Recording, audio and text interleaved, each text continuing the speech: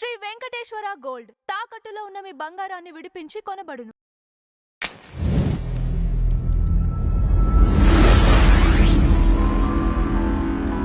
Sir Bollywood మూవీలు హిందుత్వానికి వ్యతిరేకంగా వస్తున్నాయా? ఎందుకంటే బాలీవుడ్ మూవీస్లో హిందువుని విలన్గా చూపించిన మూవీస్ చాలా ఉన్నాయి. అదొకటి. బాలీవుడ్లో ఉన్న సెలబ్రిటీస్ ఎవ్వరు కూడా హిందూ ధర్మానికి కానీ హిందూ వ్యక్తులు కానీ నష్టం జరిగినప్పుడు స్పందించరు. వేరే ఈ విషయాల్లో హిందువులకు వ్యతిరేకంగా స్పందించడం కూడా కొన్ని కొన్ని సిచ్యువేషన్స్లో మనం చూసాం. ఇది నిజమేనా?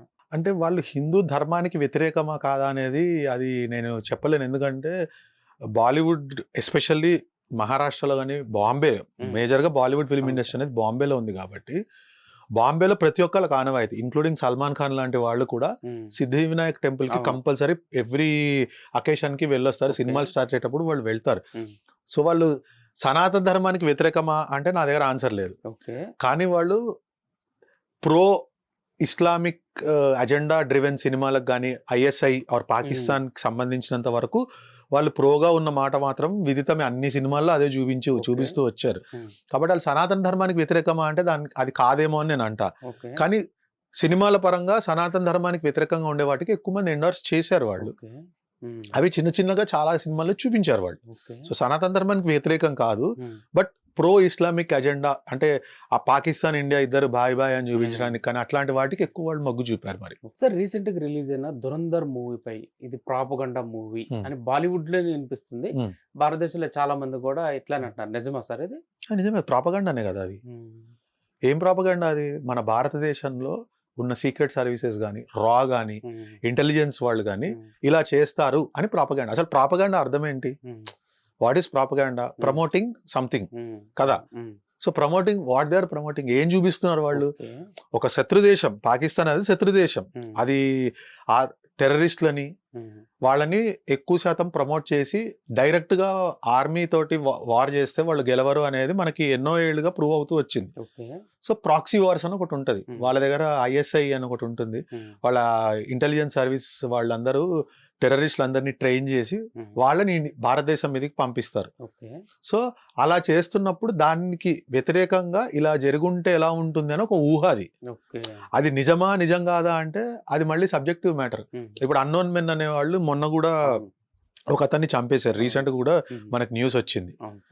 అయితే అతన్ని చంపేసింది అన్నోన్ మెన్ అంటే వాళ్ళు ఎవరు? నిజంగానే వాళ్ళు భారతదేశానికి సంబంధించిన వాళ్ళ కాదా అనేది ప్రూఫ్ కాలేదు కదా. మీకు ఇప్పుడు ఏది ప్రూవ్ అయింది? అక్కడ టెర్రరిస్ట్ యాక్టివిటీస్ చేస్తున్న వాళ్ళని చాలా మందిని చంపేశారు. బట్ పాకిస్తాన్ కేవలం మనకి మాత్రమే కీడు చేసిందా అంటే కాదు కదా. ఒకవైపు బలోచిస్తాన్ కి చేస్తుంది, ఇంకోవైపు ఆఫ్ఘనిస్తాన్ కి చేస్తుంది. ఆఫ్ఘనిస్తాన్ లో చాలా మందిని వాళ్ళు ఇప్పటికి కూడా మొన్న కూడా హాస్పిటల్ మీద బాంబులు వేసి చిన్న చిన్న పిల్లల్ని చంపేశారు. సో ఆఫ్ఘనిస్తాన్ వాళ్ళు కానీ బలోచిస్తాన్ వాళ్ళు కానీ చంపుండొచ్చుగా. ఇజ్రాయెల్ వాళ్ళు కూడా చంపుండొచ్చుగా. మరి ఓన్లీ భారతదేశమే చంపుతుందని దానికి ప్రూఫ్ ఏంటి? మరి అది ప్రాపగాండా అంటే ఏం ప్రాపగాండా? దేనికి ప్రాపగాండా చేస్తున్నారు? ఇప్పుడు 2014కు ముందు ఏదన్నా టెర్రరిస్ట్ అటాక్ జరిగితే, మన దేశం మీద ఏదన్నా టెర్రరిస్ట్ అటాక్ జరిగితే ఇమ్మీడియట్ గా మన వాళ్ళు ఏం చేశారు? అమెరికాకు పోయి మీరు వాళ్ళకి వార్నింగ్ ఇవ్వండి, ఇలా చేయొద్దండి అని చెప్పారు కదా. కానీ ఇప్పుడు 2014 తర్వాత ఏం జరుగుతుంది? అమెరికా వచ్చి అడగాల్సి వస్తుంది, మీరు వారు ఆపండి, వాళ్ళ మీద వాళ్ళని ఏం చేయకండి అని వాళ్ళు వచ్చి అడగాలి. అంటే మీకు ఆ పవర్ పొజిషన్ లోకి మన దేశం వచ్చినట్టేగా. అదే కదా చూపించింది అక్కడ. డెసిషన్ మేకింగ్ కదా చూపించింది. డెసిషన్ మేకింగ్ కరెక్ట్ గా ఉంటే ఏం జరుగుతుంది అని చూపించారు. అక్కడ జరిగిన ఏది కూడా అపోహలో అభూత కల్పనలో కాదు. అక్కడ జరిగిన ఫ్లైట్ హైజాక్ అనేది ఎన్డీఏ ప్రభుత్వం ఉన్నప్పుడు చేశారు. ఏం డెసిషన్ తీసుకోలేకపోయారు. ఎందుకంటే వాళ్ళ ఫ్యామిలీస్ అందరు వచ్చి మినిస్ట్రీ ఆఫ్ హోమ్ అఫేర్స్ ముందు ధర్నా చేశారు. కాబట్టి వీళ్ళు వెళ్ళి సరే ఆ టెర్రరిస్టులను మీరు తీసుకొని వీళ్ళని వదిలేండి అని చెప్పి ఆ ఎక్స్చేంజ్ లో తీసుకొచ్చారు. అప్పుడున్న ఇంటెలిజెన్స్ వాళ్ళు చాలా బాధపడ్డారు. మనం ఏంటి ఎప్పుడు బ్యాక్ ఫుట్ మీదే ఉండాలా, మనం ముందుకెళ్ళి ఏం చేయలేమా అన్నప్పుడు ఒక ఆలోచన ద్వారా పుట్టింది ఈ సినిమా. సరే, దానిలో క్లియర్ గా వేసారు కదా, డిస్క్లైమర్ వేస్తారు కదా, ఇవన్నీ కేవలం ఒక ఫిక్షనే, ఇది నిజం కాదు. ఇది ఒకవేళ కనుక పొరపాటున ఏదైనా నిజం అని మీకు అనిపిస్తే అది కేవలం కోఇన్సిడెన్స్ అని వేశారు కదా. మరి అంటే అది నిజమేగా. సరే, ఇలాంటి సినిమాని ఉపయోగించుకొని బీజేపీ రాజకీయాలు చేస్తుంది. ఎందుకంటే ఆ సినిమాలో ఒక డైలాగ్ ఉంది, నోట్ల దానికి సంబంధించినప్పుడు ఒక క్యారెక్టర్ చెప్తూ ఉంటారు కదా, రావాల్సిన టైంలో రావాల్సిన వ్యక్తి వచ్చినప్పుడు మాత్రమే దీన్ని ఆ టైప్ లో చెప్తారు, తగ్గిస్తాడు, ఇప్పుడు మనం ఏం చేయలేము అని ఆపరేషన్ కూడా క్లోజ్ చేసినట్టుగా చూపిస్తారు కదా సార్. అంటే ఇది బీజేపీకి అనుకూలంగా తీసుకున్నారు అని బీజేపీ పార్టీ ఉంది అనే కోణంలో కూడా మన ఇండియన్స్ అంటున్నారు కదా. ఉమ్. అంటే దాని అర్థం ఏంటి? నేనేమంటానంటే other side of the coin చూద్దాం. ప్రస్తుతానికి ఇది Okay. ప్రాపగాండానా కాదా, ఎవరు దీన్ని ఏమంటారని పక్కన పెడితే, ఇది కేవలం బీజేపీ ప్రాపగాండా సినిమా అని అంటున్నారు, రైట్? ఇది పెట్టుకొని బీజేపీ రాజకీయాలు చేస్తుందని అంటున్నారు. అవును. ఓకే, ప్రస్తుతానికి అది పక్కన పెడదాం. డిమానిటైజేషన్ అనేది అనౌన్స్ చేసిన తర్వాత ఫస్ట్ మనం ఒక లార్జర్ పిక్చర్ నుంచి మాట్లాడదాం. ఊరికే అంటే 2007 లో డిమానిటైజేషన్ అనౌన్స్ చేశారనేది మాత్రమే మనం మాట్లాడుతున్నాం. బట్ మనం ఒక 11 సంవత్సరాలు 12 సంవత్సరాలు వెనక్కి వెళ్తే ఆర్విఎస్ మణి అని ఒక ఆయన హిందూ టెర్రర్ అని ఒక బుక్ రాశారు. ఆయన మినిస్ట్రీ ఆఫ్ హోమ్ అఫైర్స్ లో చాలా ఇంపార్టెంట్ పొజిషన్ లో జాబ్ చేశారు. ఇది నేను ఇంతకు ముందు కూడా చెప్పాను, మళ్ళీ మళ్ళీ ఎందుకు చెప్పాల్సి వస్తుంది అంటే ఎన్నిసార్లు చెప్పినా మన వాళ్ళకి అర్థం కావట్లేదు కాబట్టి మళ్ళీ మళ్ళీ చెప్పాల్సి వస్తుంది. మన హిందువులకి బేసికల్ గా మెమరీ చాలా వీక్ అండి. ఇప్పుడు బీహార్లో లల్లు ప్రసాద్ యాదవ్ అనే ఆ వాళ్ళు చాలా దారుణంగా పరిపాలించారని అందరికీ తెలిసిందే. మళ్ళా వాళ్ళకి ఓటేస్తాము అంటే ఏం చెప్తాం? అఖిలేష్ యాదవ్ గవర్నమెంట్ ఉన్నప్పుడు చాలా దారుణంగా రౌడీజం చేశారు, హఫ్తావాసులు చేశారు, ఆ లేడీస్ బయట తిరగడానికి ఇబ్బంది పడ్డారు. అలాంటప్పుడు యోగి ఆదిత్యనాథ్ ఆయన వచ్చిన తర్వాత లా అండ్ ఆర్డర్ చాలా స్ట్రిక్ట్ చేశారు. చాలా మంది అమ్మాయిలు వాళ్ళే చెప్పారు, మేము యోగి గారికే ఓటేస్తాం, ఇంకెవరికి వేయం, ఎందుకంటే ఇప్పుడు మేము ధైర్యంగా తిరగలుగుతున్నాం, ఎవరన్నా మమ్మల్ని టీజ్ చేస్తే ఇమ్మీడియట్ గా వాళ్ళ పని అయిపోయింది అని చెప్తున్నారు వాళ్ళు. అది చెప్పిన తర్వాత కూడా మొన్న 2023 ఎలక్షన్స్ లో 250 సీట్సే వచ్చాయి వీళ్ళకి, ఇంకెక్కువ సీట్స్ అఖిలేష్ యాదవ్ వాళ్ళకి ఇచ్చారు. అంటే మన వాళ్ళ మెమరీ ఎంత వీక్ ఉంది, మన వాళ్ళు కుల ప్రాతిపదికన ఓట్లు వేస్తారు అనేది ఈ ప్రాబ్లమ్స్ అన్ని ఉన్నాయి కదా. సో దీనివల్ల మళ్ళీ మళ్ళీ కొన్ని విషయాలను వాళ్ళకి గుర్తు చేయాల్సిన అవసరం ఉంది. ఇప్పుడు ఆయన ఆర్విఎస్ మణి గారు ఏం చెప్పారంటే, యాక్చువల్గా మినిస్ట్రీ ఆఫ్ హోమ్ అఫైర్స్ కి ఇంటెలిజెన్స్ రిపోర్ట్స్ వచ్చేవి. ఏంటి అసలు ఈ ఫేక్ నోట్స్ అనేవి ఎక్కడి నుంచి వస్తున్నాయి?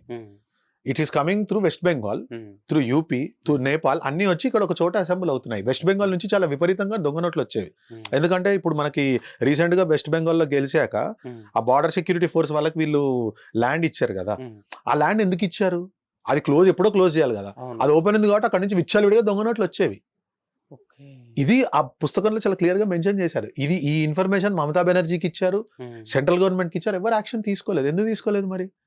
ఇప్పుడు దానిలో చూపించారు కదా, ఏది దురంధర్ సినిమాలో చూపించారు, ఏంటి మన నోట్స్ ఎక్కడైతే ప్రింట్ అవుతున్నాయో అదే చోట పాకిస్తాన్ నోట్స్ కూడా ప్రింట్ అవుతున్నాయి, ఆ ప్లేట్స్ వీళ్ళే తీసుకెళ్లి వాళ్ళకి ఇచ్చారు అని చెప్తున్నారు. అది నిజమా కదా పక్కన పెడితే, విత్ ప్రూఫ్స్ ఆర్విఎస్ మణి గారు చెప్పారు. ఏమని? మనది ఎక్కడైతే ప్రింట్ అవుతుందో అక్కడే కౌంటర్ కరెన్సీ ప్రింట్ అవుతోంది కాబట్టి మనకి చాలా ప్రాబ్లం అవుతుందండి. మనకి ఎంతమంది గుర్తుందో నాకు తెలియదు కానీ ఆ 10 years of UPA rule, UPA 1 and UPA 2 రూల్లో చాలా సార్లు ప్రాబ్లం వచ్చేది. ఫేక్ నోట్స్ వచ్చాయి, మాకు తెచ్చిచ్చేయండి, ఆర్బీఐ తెచ్చిచ్చేయండి అని చెప్పనంగా మనం అన్ని తీసుకెళ్ళి ఇచ్చాము, మళ్ళీ మనకి రీప్లేస్ చేసి ఇచ్చారు. ఏటీఎం నుంచి కూడా ఫేక్ నోట్స్ వచ్చాయి కదా. ఆ తర్వాత గణనీయంగా తగ్గిందా లేదా? అది పూర్తిగా మానేసిందా అంటే పూర్తిగా మానేలేము, ఎందుకంటే దేశద్రోహులు మనలోనే ఉన్నారు కదా. మనలోనే దేశద్రోహులు ఉండగా నేను దేశద్రోహులను ఎందుకు అంటున్నాను అంటే, మన పెహల్గాం అటాక్ జరిగిందండి. పెహల్గాం అటాక్ జరిగినప్పుడు వీళ్ళు ఇన్వెస్టిగేషన్ చేస్తే ఎంతమంది లోకల్ సపోర్ట్ చేశారు? సరే, అది కూడా పక్కన పెట్టేద్దామండి. సరే, పెహల్గాం అటాక్ కూడా పక్కన పెట్టేద్దాం. మీరు మళ్ళీ దీనికి ఇస్లామిక్ ఆతంకవాదం, తీవ్రవాదం అని చెప్పి ఒక మతానికి ఇది అంటగడుతున్నారని మాట్లాడే వాళ్ళు ఉంటారు, పక్కన పెట్టేద్దాం.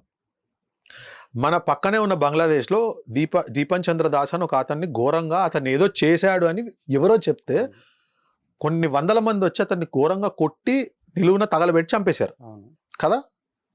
ఓకే, ఇరాన్లో ఒకటి చచ్చిపోయాడండి. ఇరాన్ అనేది యాక్చువల్గా it's not an Islamic country కదా. అక్కడ చాలా మంది 1970s లో చాలా ఫ్రీ స్టైల్ గా ఉండేవాళ్ళు. ఇప్పుడు ఈ సూడో ఫెమినిస్టులు ఎవరైతే వీళ్ళందరూ ఏడుస్తున్నారో, ఇప్పుడు ఇరాన్ ను మొత్తం ఇట్లా చేసేసారు, ఇరాన్ లో ఖమేనీని చంపేశారు, ఇది అన్యాయం, ఇది అక్రమం అని అంటున్నారు. బాగుంది, మరి ఈ 40 సంవత్సరాల నుంచి వాళ్ళు ఏం చేస్తున్నారు? 50 సంవత్సరాల నుంచి వాళ్ళు నోరు మూసుకొని కూర్చున్నారు కదా. బలవంతంగా వాళ్ళందరినీ మార్చేసి అక్కడ హిజాబు బుర్కా మ్యాండేటరీ చేసి అక్కడ ఎవరు డ్రైవింగ్ చేయకూడదు. ఒక అమ్మాయిని, ఆ అమ్మాయి నన్ను ఇట్లా నాకు సొంత వాళ్ళే నన్ను రేప్ చేశారు అది ఇది అంటే ఆ అమ్మాయిని ఘోరంగా జైల్లో పెట్టి చంపేశారు. ఒక చిన్న పాప వాళ్ళ తండ్రి ఇరాన్ అతను కామినీకి వ్యతిరేకంగా మాట్లాడితే ఆ కూతురు ముందు అతన్ని ఉరిదీసి చంపేశారు కదా. వీళ్ళందరూ అప్పుడు ఏం మాట్లాడలేదు కదా. నేను ఎందుకు మాట్లాడుతున్నా? అలాంటి ఒక దారుణమైన ఒక నియంతని, ఎవరికి ఇండిపెండెన్స్ లేకుండా, ఫ్రీడమ్ లేకుండా బలవంతంగా తొక్కేసి అసలు ఒరిజినల్గా ఇరాన్ ఏదైతే సంప్రదాయాలు ఉన్నాయో అవి ఏవి చేయకుండా ఇస్లాం సంప్రదాయాలు వాళ్ళ మీద బలవంతంగా తోసిన వాళ్ళు చచ్చిపోతే, అదే కాశ్మీర్లో వీళ్ళందరూ మావాడు చచ్చిపోయాడు అని చెప్పి ఫండ్స్ పూల్ చేసి అక్కడికి పంపించారు కదా. ఇదేంటి మరి? ఈ దేశద్రోహులు ఎక్కడున్నట్టు మరి? మొన్న ఒక 6 months బ్యాక్ మనకి ఉత్తరప్రదేశ్లో తర్వాత హైదరాబాద్ నుంచి కొన్ని లింక్స్ బయటపడ్డాయి. అవును సార్. వాళ్ళు ఒక కెమికల్ని పెట్టి ప్రసాదంలో కలపాలని చెప్పేసి, నదులలో కలపాలని చెప్పేసి చంపుదామని అనుకున్నారు కదా. మరి ఇవన్నీ ఎట్లా అవుతున్నాయండి? మన దేశం లోపలే అవుతున్నాయిగా. వాళ్ళందరూ ఒకటే మతానికి సంబంధించిన వాళ్ళు కదా. నేనేమో ఆ మతానికి వ్యతిరేకంగా మాట్లాడా, బట్ చెక్ చేసి చూస్తే అందరూ మళ్ళీ TCS నాసిక్లో అలాగే జరుగుతుంది. ఒక జిమ్లో గ్రూప్ జిమ్స్ పెట్టుకొని వాళ్ళ బలవంతంగా వాళ్ళ వీడియోస్ రికార్డ్ చేశారు. అజ్మీర్ దర్గా గురించి బయటపడింది చాలా దారుణంగా. వాడు ఓపెన్గా చెప్పాడు, వాడు మేము 12 years 13 years హిందూ అమ్మాయిలే మాకు టార్గెట్, ఎందుకంటే వాళ్ళతోటి మేము ఎంజాయ్ చేస్తాం, చాలా బాగుంటుంది వాళ్ళతో ఎంజాయ్ చేస్తే అని అతను ఓపెన్గా మాట్లాడిన వీడియోనే బయటకు వచ్చింది. అయినా కానీ మన వాళ్ళకి ఏం తెలియదు. సో నేను అనేది ఏంటంటే ఇవన్నీ ఎందుకు జరుగుతున్నాయి అంటే ఈ కౌంటర్ నోట్స్ కానీ ఫేక్ నోట్స్ కానీ మన దేశంలోనే ఇంకా దేశద్రోహులు చాలా మంది ఉన్నారు. ఇక్కడ తిండి తింటూ పాకిస్తాన్ జిందాబాద్ అనే వాళ్ళు ఎలా ఉన్నారో, ఇక్కడ తిండి తింటూ చైనా జిందాబాద్ అనే వాళ్ళు కూడా అలాగే ఉన్నారు. ఇక్కడ తిండి తింటూ ప్యాలెస్తీన్ జిందాబాద్ అనే వాళ్ళు కూడా ఉన్నారు. నేను ఓన్లీ ముస్లిమ్స్ అని అనట్లేదు, రకరకాల వాళ్ళు అందరూ ఉన్నారు. ఎందుకు అంటే వాళ్ళకి బేసికల్గా ఏంటంటే మోదీ గారు వచ్చిన తర్వాత మధ్యలో ఈ బ్రోకర్ సిస్టమ్ని కట్ చేసేసారండి. ఆయన డిజిటల్ పేమెంట్స్ పెట్టేసి డైరెక్ట్గా డబ్బులు అందరికీ వెళ్తున్నాయి. Any transaction is happening directly through the portal. ఇప్పుడు నువ్వు వచ్చి నీ ఆధార్ కార్డ్ రిజిస్ట్రేషన్ చేసుకుంటే నీకు స్కీమ్స్ వస్తాయి ఇర్రెస్పెక్టివ్ ఆఫ్ రిలీజన్. మీరు ఏ మతానికి సంబంధించిన వాళ్ళు, మీరు ఏ కులానికి సంబంధించిన వాళ్ళు అనేది ఉండదు. మీరు దీనికి అర్హులా అనర్హులా. మీరు ఇప్పుడు ఉజ్వల స్కీమ్ కానీ ఉజ్వల స్కీమ్ కానీ మీరు ఎన్రోల్ చేసుకుంటే మీకు దానికి సంబంధించిన బెనిఫిట్స్ వస్తాయి, మ్యాండేటరీ. అది ఒక ఫాతిమా అనే ఉంది, ఆమెకి మేము సిలిండర్ ఇవ్వకూడదని కాదు కదా, అంతే కదా. ఫాతిమా అయినా సరే, లేకపోతే ఇక్కడ ఒక లీలావతి అయినా సరే, ఎవరైనా సరే వాళ్ళకి ఎందుకు ఇస్తారు ఇది. సో ఈ డిమానిటైజేషన్ గురించి మాట్లాడాల్సి వస్తే ఈయన డిమానిటైజేషన్ ఓవర్ నైట్ అనౌన్స్ చేశారు. మీరు చూస్తే ఆయనే వచ్చి మాట్లాడారు ఇట్లా చేస్తున్నాను. ఎందుకు అంటే నాకు ఆ రోజు వచ్చిన ఇన్ఫర్మేషన్ నేను కనుక్కుంది ఏంటి అంటే, మన ట్రెజరీలో ఎంతైతే నోట్స్ ఉన్నాయో currency, whatever reserve is there, దానికి ఈక్వల్ అమౌంట్ పాకిస్తాన్ దగ్గర ఉండింది ఆ రోజు. ఇది రిజర్వ్ బ్యాంక్ లో నాకు తెలిసిన ఒక దూరపు చుట్టం ఒక ఆయన రిజర్వ్ బ్యాంక్ కి సంబంధించిన ఒక ఇంపార్టెంట్ మీటింగ్ లో ఆయన కూడా అటెండ్ అయ్యారు. అప్పుడు డెసిషన్ మేకర్స్ లో ఆయన కూడా ఉన్నారనమాట.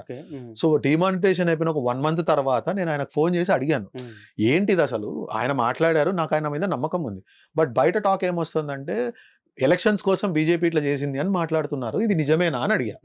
లేదు యాక్చువల్గా జరిగింది ఇది. ఒకవేళ కనుక ఆ ఫేక్ నోట్స్ కనుక చెలామణిలోకి వస్తే మన దేశం ఇంకో 30 సంవత్సరాలు వెనక్కి వెళ్ళిపోతుంది అని చెప్పి ఆయన అపొలిటికల్గా ఎట్లా చెప్పారో పొలిటికల్గా కూడా ఆయన ఒక మాట చెప్పారు. ఏంటి అంటే, ఎప్పుడైతే కాంగ్రెస్ పవర్లో ఉండదో, వాళ్ళు ఎవరైతే పవర్లో ఉంటారో వాళ్ళని దింపేయడానికి ఇట్లాంటి బ్యాకప్ ప్లాన్స్ ఎప్పుడు పెట్టుకొని ఉంటారు. వాళ్ళు టెర్రరిస్ట్ అటాకులు చేయించడం కానీ ఇలాంటివి చేయించడానికి కాంగ్రెస్ ఎప్పుడు బ్యాకప్ ప్లాన్స్ పెట్టుకొని ఉంటుంది అని అన్నారు.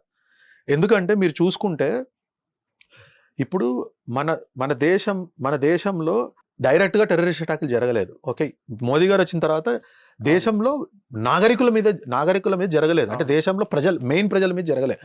అక్కడ బాలాకోట్లో ఒకటి జరిగింది, దానికి ముందు CRPF జవాన్ల మీద జరిగింది. పఠాన్కోట్ ఒకటి జరిగింది, అక్కడ రెండు జరిగాయి, పుల్వామా అండ్ పఠాన్కోట్. పుల్వామాలో జరిగింది, CRPF జవాన్లను కొట్టారు. అసలు వాళ్ళకి అంత RDX ఎట్లా వచ్చింది, మన దేశంలో ఎట్లా వచ్చింది వాళ్ళకి, రైట్? తర్వాత పఠాన్కోట్లో ఎలా వచ్చింది, అసలు వీళ్ళకి ఎవరు సప్లై చేస్తున్నారు, ఎందుకు వస్తున్నారు వీళ్ళు ఇక్కడికి, ఎట్లా వస్తున్నారు వీళ్ళు, ఇంత టైట్ చేసిన తర్వాత కూడా వీళ్ళు ఎక్కడి నుంచి వస్తున్నారు. ఎందుకంటే మనకి లేట్ బిపిన్ రావత్ గారు చెప్పినట్టు మనం 2.5 వార్ మనం చేస్తున్నాం, 2 ఏమో బయట కంట్రీస్ లోంచి, 0.5 వార్ ఏమో మన లోపల ఉన్న ద్రోహుల నుంచి అని చెప్పారు ఆయన. ఆ ద్రోహులు ఎవరు అనేది ప్రజలు చూడాలి. ఇప్పుడు డిమానిటైజేషన్ అనేది మోదీ గారు వాడుకుంటున్నారు, బీజేపీ వాడుకుంటుంది, అసలు అది ఏమీ జరగలేదని అంటున్నారు. కాశ్మీర్లో ప్రతిరోజు మనం చూసేవాళ్ళం న్యూస్లో, ఆర్మీ వాళ్ళ మీద రాళ్ళు వేశారు అని చెప్పి. కానీ ఎగ్జాక్ట్గా డిమానిటైజేషన్ అయిపోయిన తర్వాత రోజు మీరు చెక్ చేస్తే న్యూస్లో ఒక్కళ్ళు కూడా రాళ్ళు వేయలేదు. అంటే దాని అర్థం ఏంటి, అక్కడెక్కడో స్విచ్ నొక్కితే ఇక్కడ బల్బు వెలిగినట్టు ఇక్కడ నోట్లన్నీ బంద్ చేయంగానే వాడే చేశాడు. నిజానికి ఎవరైతే ఆ సినిమాలో చూపించిన క్యారెక్టర్ ఉన్నాడో అతను నిజంగానే ఆ డిమానిటైజేషన్ అనౌన్స్ చేసిన తర్వాత అతను సూసైడ్ చేసుకున్నాడా లేకపోతే అన్నన్మెన్ చంపేశారని పక్కన పెడితే, ఆ మరుసటి రోజు అతను మరణ వార్త అయితే వారం లోపల మనం పేపర్లలో న్యూస్లోనూ వచ్చింది. అది ఎవరన్నా వెరిఫై చేసుకోవచ్చు. మరి అది పొలిటికల్గా వాడుకుంటున్నారా వాడుకోవట్లేదా, అది దేశానికి మంచి జరిగిందా మంచి జరగలేదా అనేది వ్యూవర్స్ ఎవరైతే ఉన్నారో వాళ్ళ విజ్ఞతకు వదిలేసేయాలి మనం. ఇప్పుడు సరే, మరి కాంగ్రెస్ వాళ్ళు 40-50 సంవత్సరాలు పాలించారు కదండి, దేశాన్ని పాలించారు కదా, వాళ్ళు నిజంగా అంత అత్యద్భుతమైన పాలన చేస్తే మరి వాళ్ళ హయాంలో ఎందుకు సినిమాలు రిలీజ్ చేయలేదు?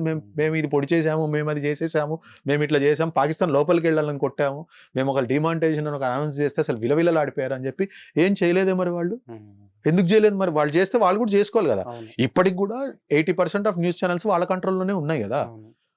ఏదైనా ఒక చిన్న జరగగానే టక ఓట్ చోరీ జరిగింది, అది జరిగింది, ఇది జరిగిందని వాళ్ళందరూ వచ్చేస్తారు కదా బయటికి. వస్తున్నారు కదా, మరి వాళ్ళు చేసుకోవచ్చు కదా ప్రాపగండా, ఎవడొద్దన్నాడు? ఓకే. ఎవరన్నా ఏదన్నా వద్దని చెప్పారా? లేదు కదా. వాళ్ళ హయాంలో విపరీతంగా ప్రాపగండా చేసుకున్నారు కదా. గుజరాత్ 2002లో జరిగిన దాని మీద మోదీ గారే చేశారు అని చెప్పేశారు. లెఫ్టినెంట్ కల్నల్ పురోహిత్ గారిని వాళ్ళు మహారాష్ట్రలో ATS వాళ్ళు ఆయన్ని, సాధ్వి ప్రజ్ఞ గారి దగ్గర ఆయన కూడా సాధు, వాళ్ళందరినీ అరెస్ట్ చేశారు కదా. అది ఎంత దారుణం అండి. ఇప్పుడు మన బాంబేలో ఆ లోకల్ ట్రైన్ పేలిపోయి చచ్చిపోయినప్పుడు 187 మంది చచ్చిపోయారండి. అందులో బాంబు తీసుకొచ్చిన పాకిస్తాన్ వాడు కూడా ఉన్నాడు. ఆ కేసు సాల్వ్ చేయడానికి ఎంత టైం పట్టిందో మీకు తెలుసా? ఎంత టైం పట్టిందో తెలుసా మీకు? 6 నెలలు. అంటే అసలు ఎవరు కల్ప్రిట్ అని చెప్పేసి వీళ్ళందరు పర్మిషన్లు తీసుకొని అది ATS వాళ్ళకి హ్యాండ్ ఓవర్ చేసి దాన్ని చేసుకోవడానికి 6 నెలలు పట్టింది.